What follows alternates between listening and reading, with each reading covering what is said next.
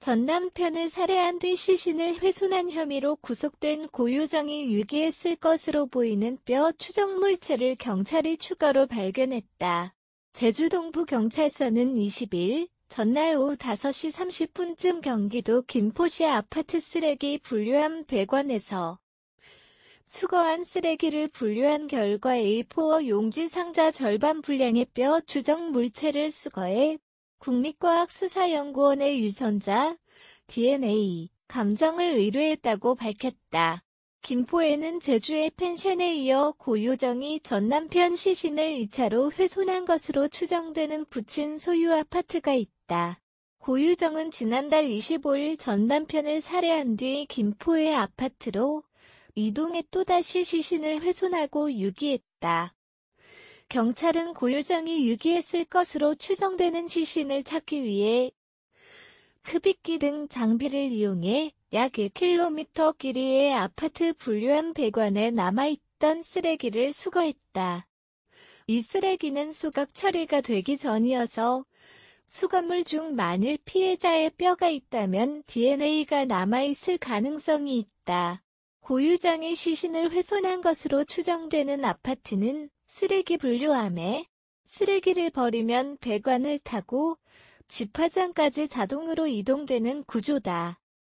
경찰은 집화장을 거친 쓰레기가 차량을 이용해 소각장까지 옮겨진다는 점에서 소각장에 대해 집중 수색을 해왔다. 경찰 관계자는 범죄 증거 확보와 유족의 피해 회복을 위해 시신 수색 작업에 주력하고 있다. 작은 가능성만 있더라도 꼼꼼히 살펴볼 것이라고 말했다. 고유정 사건과 관련해 뼈 추정 물체가 발견된 것은 이번이 4번째다. 경찰은 지난 14일 인천의 한 재활용업체에서 2박스 분량의 사람 뼈로 추정되는 물체를 수거해 국과수의 감정을 의뢰했다. 지난 15일에는 경기도 김포시 소각장에서 뼈 추정 물체 40여 점을 수거해 감정을 의뢰한 상태다. 앞서 경찰은 지난 5일 인천의 재활용 업체에서 수거한 사람뼈 추정 물체를 감정 의뢰했으나 불쌍히 동물뼈라는 답변을 받았다. 또 고유정의 범행이 이뤄진 것으로 추정되는 제주시 펜션과 김포시 아파트에서 수거한 머리카락은 감정 불능이라는 분석 결과가 나왔다. 이에 대해 피해자의 남동생은 불쌍하게 돌아가신 형의 장례를 합료를 만들어 치르고 싶지 않다. 뼈 조각 하나, 머리카락 한 줌이라도 찾아야 제대로 된 장례를 치를 수 있을 것 같다고 말했다. 검찰로 송치된 고유정은 경찰 조사 때처럼 여전히 우발적 범행임을 주장하고 있다. 검찰에 따르면 고유정은 성폭행을 하려는 전 남편의 행동을 막으려다 이를 저질렀다는 진술을 되풀이하고 있다. 아울러 고유정은 검찰의 출석 요구에 일부 불응하는 등 수사에 비협조인 모습을 보이는 것으로 알려졌다. 검찰은 소극적인 태도를 보이고 있는 고유정에 대해 오는 21일인 구속기간을 다음 달 1일까지 연장해 보강 수사를 벌일 계획이다. 검찰은 남은 구속 기간 동안 고유정의 범행 동기와 방법, 증거 등을 추가로 수사한 뒤 이르면 이달 중으로 기소할 방침이다. 검찰은 고유정이 심신상실미약과 같은 정신병력을 주장하지는 않을 것으로 보고 있다.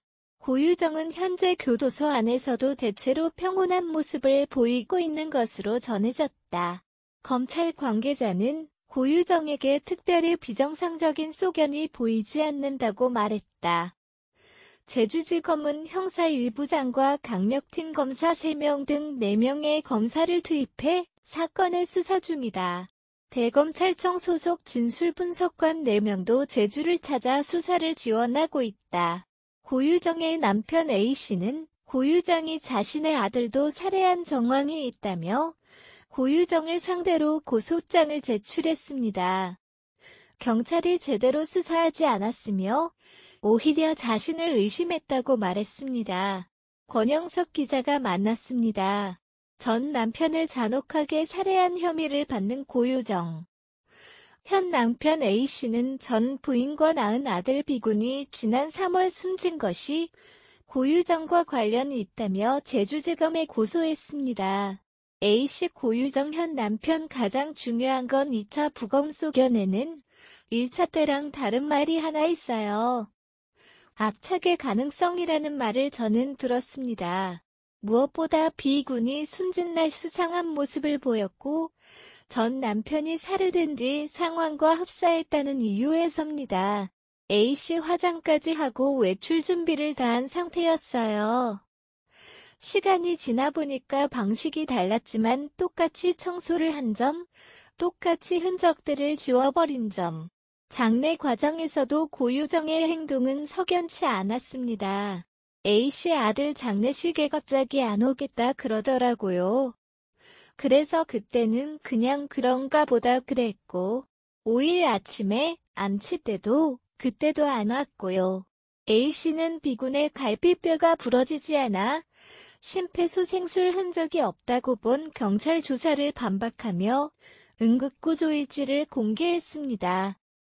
A씨 저는 CPR, 심폐소생술을 했고 6살 아기 같은 경우 성인은 두 손으로 하지만 아기는 한 손으로 합니다. 오히려 부실한 수사로 자신을 가해자로 몰고 있다고 분통을 터뜨렸습니다. A씨 거짓말 탐지기 질문 중에 이전에 뭐 범법 행위를 한 적이 있냐? 그리고 뭐 고의로 우리 아기를 뭐 살해했냐? A씨는 경찰의 거짓말 탐지기 조사를 다시 받을 의향도 있다고 밝혔습니다. 경찰 조사 과정에서 우발적 범행을 주장해온 고유정, 검찰로 송치된 이후에도 전 남편이 자신을 성폭행하려에 대항하다 범행을 저질렀다고 주장하는 것으로 알려졌습니다.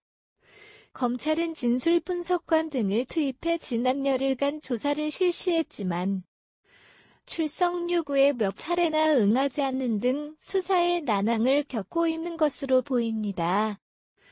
이 때문에 오늘로 끝나는 구속기간을 다음 달 1일까지 연장하기로 했습니다.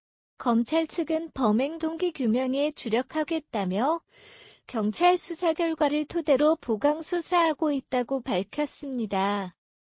검찰이 범행 동기에 주목하는 것은 동기에 따라 최소 4년 이상에서 법정 최고형까지 형량이 크게 달라질 수 있기 때문입니다. 실제 살인을 저지른 고유정의 맘속을 들여다볼 수는 없거든요. 본인은 감형을 받기 위한 게 최우선이기 때문에 그래서 그 말에 주목할 게 아니라 객관적인 증거들을 기준으로 판단해야 합니다. 검찰은 고 씨의 범행 동기와 수법을 밝힐 수 있는 증거를 보강해 이달 안에 구속 기소할 방침인 가운데 피해자 시신수색은 난항을 겪고 있습니다. 경찰은 그제 고유정이 시신을 2차 훼손한 경기도의 아파트 쓰레기 배관에서 네 번째 뼈 조각을 발견했지만 피해자의 유해일 가능성은 적다고 밝혔습니다. 전 남편을 살해한 고유정, 36, 이 우발적인 범행을 주장하는 가운데 친아들의 성씨 문제를 놓고 두 사람이 갈등을 빚은 정황이 속속 드러나고 있다. 충북의 한 보육시설 관계자는 20일, 고유정이 지난 1월 초께 친아들, 오과 숨진 의붓아들 A군, 오이 함께 단일 어린이집을 알아보면서 두 아이가 쌍둥이라는 주장을 했다고 말했다. 당시 두 아이의 성을 각기 표기해달라는 요청을 의아해하던 보육시설 측의 형제임을 주장하기 위해 고유정이 둘러댄 말이다. 고유정은 이날 조만간 계명에서 친아들의 성을 바꿀 것이라며 두 아들은 형제라고 말하기도 했다. 앞서 고유정이 전 남편 강모, 36, 씨를 살해하기 8일 전인 지난달 17일께 다정하게 문자 메시지를 보낸 배경에도 관심이 쏠린다.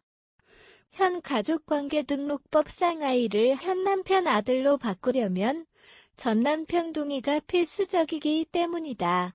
당시 고유정은 평소 강씨에게 쓰지 않았던 물결 모양 같은 이모티콘을 넣어가며 문자를 보낸 것으로 알려졌다. 당시 강씨는 친동생에게 이 문자를 보여주며 "야, 이거 봐봐. 나 소름 돋아라고 말하기도 했다. 숨진 강씨는 양육비를 고유정에게 꼬박꼬박 보내는 등 아들에 대해 강한 애착을 보여왔다.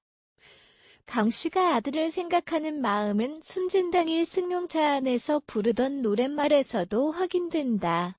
당시 강씨는 전인권에 걱정하지 말아요를 성은 강, 이름은 아들 이름, 강씨 집안의 첫째 아들이라 바꿔 불렀다.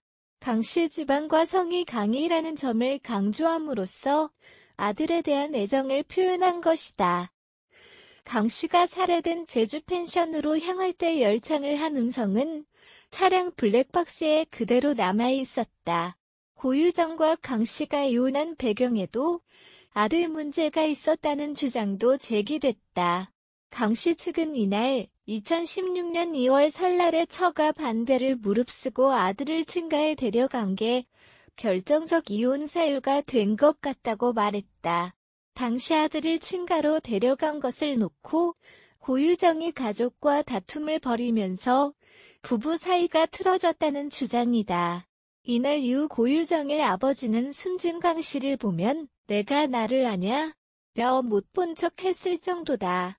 당시 강씨는 처가에서 자던 아들을 깨워 친가에 데려갔다가 4개월 뒤 고유정에게 이혼 통보를 받았다.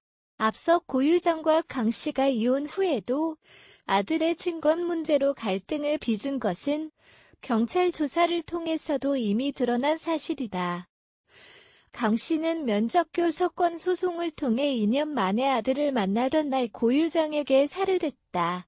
검찰 역시 고유정이 강씨와의 첫 자녀 면접이 잡힌 후 보름간 범행을 준비한 점에 주목하고 있다.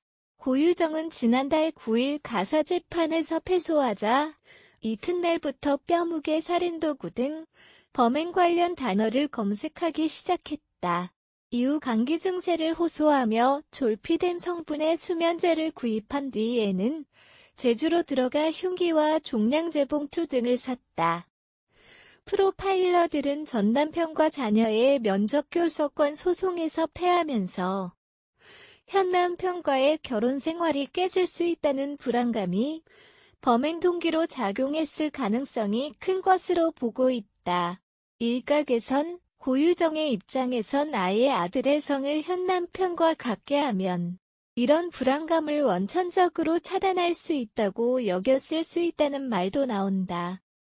김영식 서원대 교수, 경찰의 행정학과는 일반적으로 이혼을 하더라도 자녀의 성을 강제로 바꾸려는 욕구가 크지 않은데 고유정은 직접 그런 요구를 하고 실행에 옮기려 한 것으로 보인다.